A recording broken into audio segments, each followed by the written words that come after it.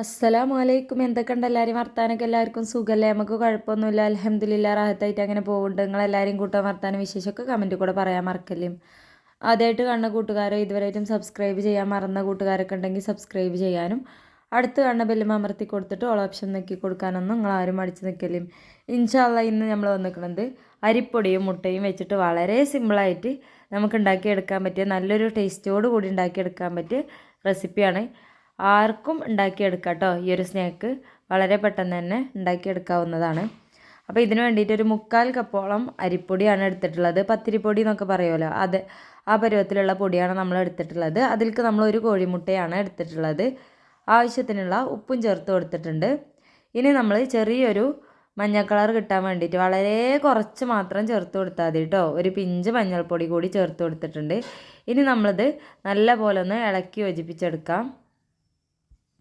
അപ്പോൾ നമ്മളിത് ജസ്റ്റ് ഒന്ന് ഇളക്കി കൊടുക്കുകയാണ്. ഈ ഒരു കണക്കിലാണ് നമ്മളിത് ഇളക്കി എടുക്കുന്നത് കേട്ടോ.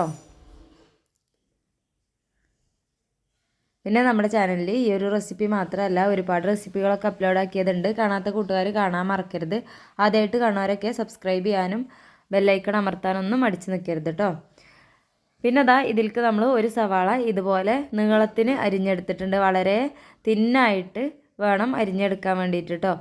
അപ്പോഴാണ് നമുക്കത് വൃത്തിക്കായിട്ടുള്ള ഒരു പലഹാരമായിട്ട് കിട്ടുക.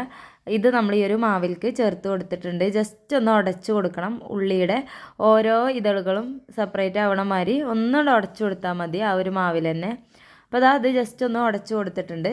ഇനി നമുക്ക് ഇതിലേക്ക് ഒരു തണ്ട് മല്ലിയില ഞാൻ അരിഞ്ഞിട്ടിട്ടുണ്ട്. 2 പച്ചമുളക് ചെറുതാക്കി അരിഞ്ഞിട്ട് ഇട്ട് കൊടുത്തിട്ടുണ്ട് കേട്ടോ. ഒരു തണ്ട് കറിവേപ്പില കൂടി ചെറുതാക്കി അരിഞ്ഞ് അതും ഇതിലേക്ക് നമ്മൾ ചേർത്ത് കൊടുക്കുന്നുണ്ട്. ചെറിയൊരു ഇഞ്ചി കഷ്ണം നല്ല പോലെ ചെറുതാക്കി അരിഞ്ഞെടുത്തത് നമ്മൾ ഇതിലേക്ക് ചേർത്ത് കൊടുത്തിട്ടുണ്ട് കേട്ടോ. അതും കൂടെ കൂട്ടിയിട്ട് ഇനി നമുക്കിത് നല്ലപോലെ ഒന്ന് മിക്സ് ചെയ്തെടുക്കാം. ഇനി കുറച്ച് വെള്ളം എടുത്തിട്ടുണ്ട്. കുറേശ്ശെ ഒഴിച്ചിട്ട് ജസ്റ്റ് ഇത് നമുക്കൊരു മാവ് പരുവത്തിലൊന്ന് ആക്കിയെടുക്കണം.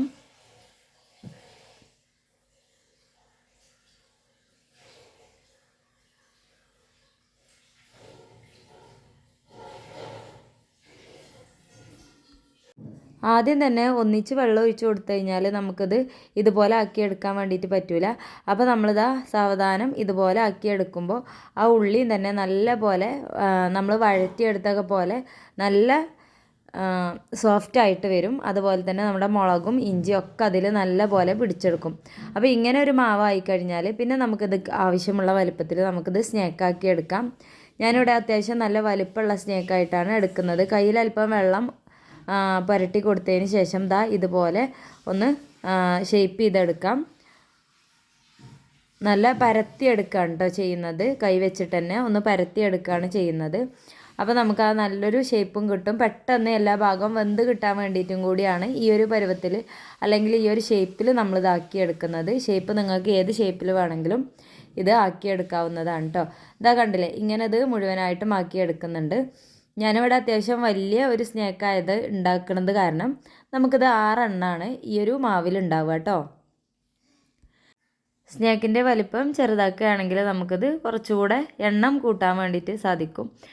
പിന്നെ നമുക്ക് കൂടുതൽ അളവിലൊക്കെ വേണമെന്നുണ്ടെങ്കിൽ ഇതേ അളവിൽ തന്നെ കൂട്ടി എടുത്താൽ മതി. നല്ല ഒരേ കണക്കിലെടുത്താൽ നമുക്ക് നല്ല പോലെ നല്ലൊരു സ്നാക്കായി കിട്ടും. പിന്നെ നമുക്കിത് ഒത്തിരി എണ്ണയും കാര്യങ്ങളൊന്നും വേണ്ട. കുറഞ്ഞ എണ്ണയിൽ തന്നെ നമുക്കിത് ഫ്രൈ ആക്കി എടുക്കാനൊക്കെ പറ്റുന്ന നല്ലൊരു സ്നാക്കാണ്. തീർച്ചയായിട്ടും എല്ലാവരും ട്രൈ ചെയ്ത് നോക്കുക കേട്ടോ.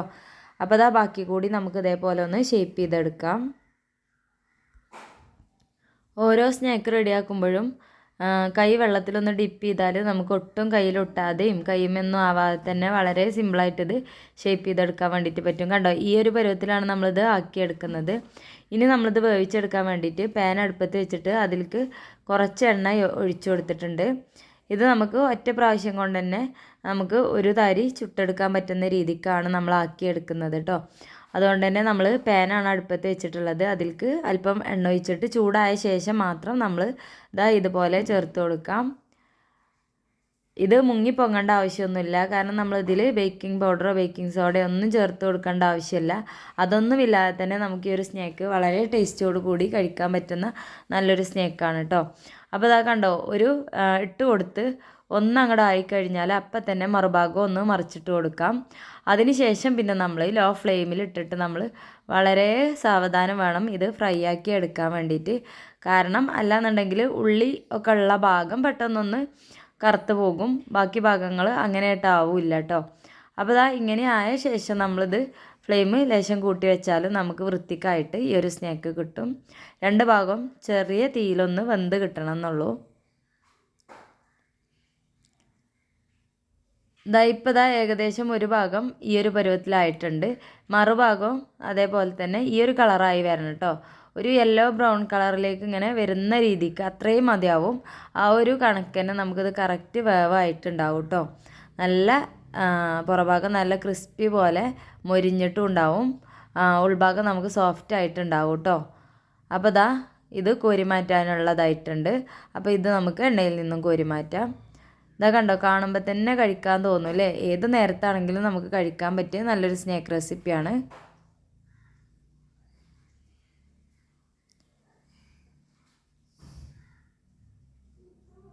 അപ്പോൾ ഇതാ ഇങ്ങനെ തന്നെ നമ്മൾ ബാക്കിയുള്ളതും കൂടി ചുട്ടെടുക്കുകയാണ് ചെയ്യുന്നത്.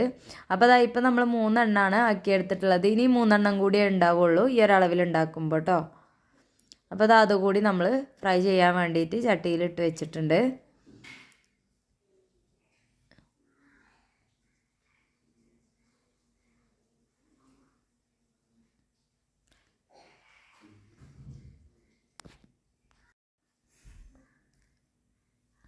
അപ്പോൾ ഇതാ ഇതുപോലെ തന്നെ നമ്മൾ രണ്ട് ഭാഗവും മറിച്ചും തിരിച്ചും ഇട്ടിട്ട് നല്ലൊരു യെല്ലോ ബ്രൗൺ കളർ ആവണ വരെ നമുക്കിതും ഫ്രൈ ആക്കി എടുക്കാം. വളരെ പെട്ടെന്ന് തന്നെ റെഡിയാക്കി എടുക്കാം കേട്ടോ. നമുക്കൊരു 10 മിനിറ്റിൻ്റെ ഉള്ളിൽ തന്നെ നമുക്ക് ഈ ഒരു സ്നാക്ക് റെഡിയാക്കി എടുക്കാവുന്ന വിധത്തിലാണ് ഇതിൻ്റെ പ്രിപ്പറേഷനും കാര്യങ്ങളൊക്കെ. എല്ലാവരും തീർച്ചയായിട്ടും ട്രൈ ചെയ്തിട്ട് നിങ്ങളുടെ അഭിപ്രായങ്ങൾ അറിയിക്കാനൊന്നും മടിച്ച് നിൽക്കരുത്. ഇതാ കണ്ടില്ലേ, ഈ ഒരു പരുവത്തിലാണ് നമുക്ക് ഈ ഒരു സ്നാക്ക് കിട്ടുക. കണ്ടാൽ തന്നെ കഴിക്കാൻ തോന്നുന്ന രീതിക്കുള്ള നല്ലൊരു സ്നാക്കാണ്. തീർച്ചയായിട്ടും ട്രൈ ചെയ്തിട്ട് നിങ്ങളുടെ അഭിപ്രായം അറിയിക്കണം. പിന്നെ ഞാനിതൊന്ന് പൊളിച്ച് കാണിച്ചു തരാം. ഉൾഭാഗമൊക്കെ നല്ലപോലെ വെന്ത് കിട്ടിയിട്ടുണ്ട് കേട്ടോ. അപ്പോൾ നിങ്ങൾക്ക് എല്ലാവർക്കും ഈ ഒരു വീഡിയോ ഇഷ്ടപ്പെട്ടു എന്ന് വിചാരിക്കുന്നു. ഇനി അടുത്ത നല്ലൊരു വീഡിയോ ആയിട്ട് വരുന്നവരെ എല്ലാ കൂട്ടുകാർക്കും അസ്സലാമു അലൈക്കും.